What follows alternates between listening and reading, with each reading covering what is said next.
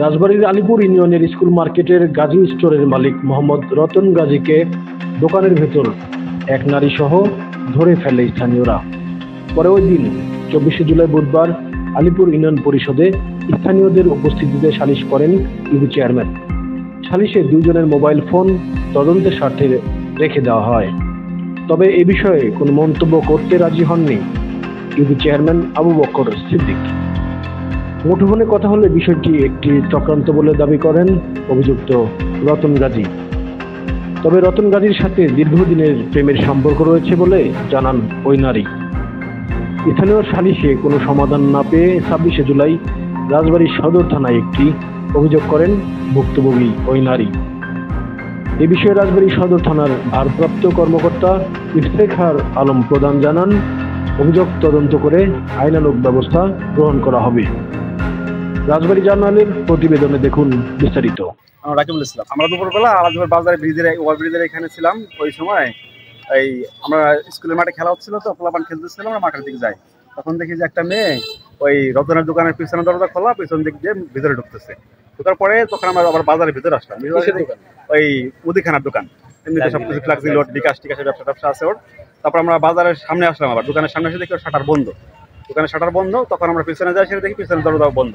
তারপর আমরা দরজা ধাক্কাইছি, ধাক্কানোর পরে ও তখন ওই মেয়ে দরজা খুলে দিছে।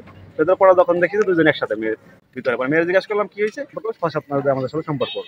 আমার আজকে বিয়ে করার কথা বলে নিয়ে আসছে, আমার বিয়ে করতে চাইলে বিয়ে করে না, আমার এগুলো বলে মাঝে মাঝে দোকানে নিয়ে আসে।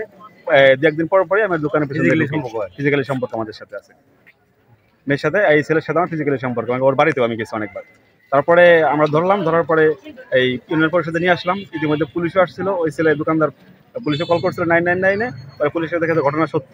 তারপর পুলিশের ইশারা, তারপরে চেয়ারম্যানের উপর দায়িত্ব দিয়ে গেছে, আপনি এটা সঠিক বিচার করে দিন। হ্যাঁ, চেয়ারম্যান বিচার করছে যে এখন এই কল লিস্ট বের করবে ছেলের এবং মেয়ের, দেখবে যে এটাকে ঘটনাকে সত্য কিনা, সত্য হলে তারপরে যথাযথ ব্যবস্থা নেবে সে। আমার নাম সবুজ। আমরা হলো এই আলাদপুর বাজারের সামনে যে ব্রিজের ওইখান দিয়ে যাচ্ছিলাম 3-4 জন। যাওয়ার পর দেখি যে ওই যাবো হলো খেলার মাঠের এইখান দিয়ে যাচ্ছি। যাওয়ার পর দেখি যে মাঠের পিছনে যে মার্কেটের ওইখানে একটা দরজা দিয়ে একটা মেয়ে ঢুকছে। ঢুকার পর আমরা কিছু অপেক্ষা করছি, দেখি যে মেয়েটা ঢুকার পরে দরজা লাগা দিছে। লাগা দেওয়ার পর আমরা 5-7 জন যা মেয়ে আর ছেলে একসাথে ধরছি। ধরার পরে আমরা ইউনিয়ন পরিষদে নিয়ে আসি। মেয়ের নাম আমি জানি না, কিন্তু ছেলের নাম হচ্ছে রতন, বিকাশের দোকান এবং মুদিখানার দোকান। ওর নাম রতন, বিকাশের দোকান করে, বিকাশ মুদির দোকান ওর। কতদিনের সম্পর্ক আপনাদের? 5-6 মাস ধরে। মানে ও ফোনের ভিতরে কথা খুব কম কয়, আমার খালি কয় তুই আয়, আসলি যা, ওর ভিতরে তো আমি বিয়ে করবো যাই হোক, ও মানে ফোনে বেশি কথা কয় না, আমার ডাকাই নাই, এইসব করে আমার সাথে।